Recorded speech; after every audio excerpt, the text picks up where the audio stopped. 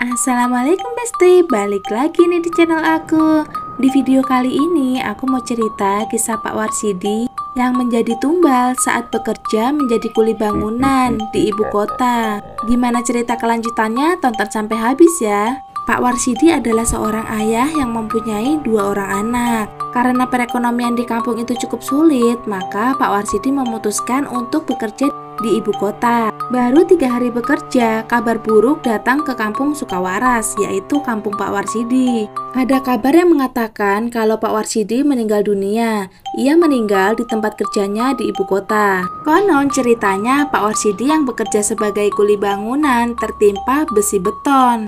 Banyak kabar yang mengatakan kalau Pak Warsidi ini sengaja dikorbankan sebagai tumbal pembangunan sebuah mal di pinggiran ibu kota. Sebenarnya Pak Warsidi sempat dibawa ke rumah sakit saat mengalami kecelakaan kerja, tapi malangnya cedera di kepala yang cukup parah membuat nyawa Pak Warsidi nggak bisa diselamatkan. Terus karena tidak ada keluarga Pak Warsidi di Jakarta, maka pihak rumah sakit berjanji akan mengirim jenazah Pak Warsidi ke rumah keluarganya di kampung dengan menggunakan mobil ambulan. 6 hari berlalu tapi nggak ada tanda-tanda jenazah Pak Warsidi tiba di kampung. Nggak ada suara ambulan yang datang. Keluarga Pak Warsidi mulai cemas nih dan bertanya-tanya mengapa jenazah Pak Warsidi ini lama banget menempuh perjalanannya. Seharusnya 2 atau 3 hari udah nyampe.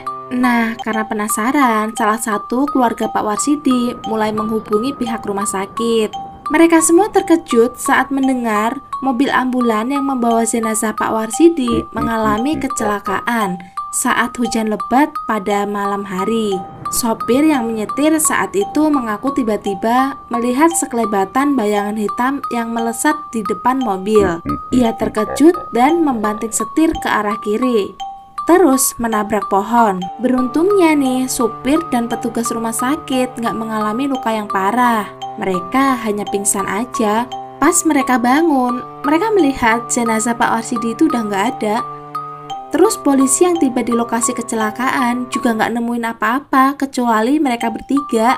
Nah, cerita ini cepet banget menyebar ke kampung Sukawaras, yaitu kampung Pak Warsidi. Dan saat para warga ronda, tiba-tiba ada yang memanggil. Terus mereka bersama-sama menoleh ke sumber suara. Mereka semua terkejut saat melihat Pak Warsidi muncul sambil senyum ramah. Terus Pak Warsidi bilang, boleh nggak saya pinjem uang? Saya tadi belum bayar ongkos. Seketika, bapak-bapak yang lagi jaga pos ronda langsung lari ngibrit. Dan keesokan harinya, rumah keluarga Pak Warsidi sudah ramai. Para warga terkejut melihat jenazah Pak Warsidi sudah muncul di depan rumah keluarganya. Mereka bingung kenapa jenazahnya tiba-tiba ada di depan pintu. Siapa yang nganterin? Kabarnya misteri itu belum terpecahkan sampai saat ini. Nah, itu dia ceritanya Besti. Thank you for watching and see you next time.